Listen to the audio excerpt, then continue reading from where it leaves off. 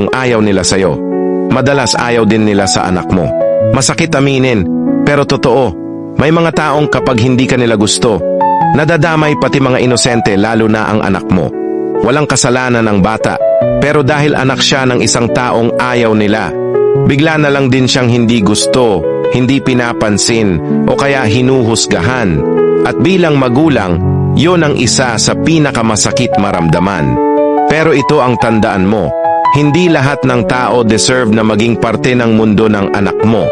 Hindi sukatan ng halaga ng anak mo ang opinyon ng iba. Hindi kasalanan ng bata kung sino ang magulang niya. Kaya kung may mga taong ayaw sa'yo at pati anak mo, hayaan mo na. Huwag mong ipilit. Mas mabuting lumayo sa mga taong walang magandang ambag sa buhay ninyo kaysa pilitin ang koneksyon na puno ng galit o inggit. At sa huli, ang pinakaimportante ay ang pagmamahal na ibinibigay mo sa anak mo. Hindi mahalaga kung ilang tao ang tumalikod, basta't hindi ka tatalikod sa anak mo.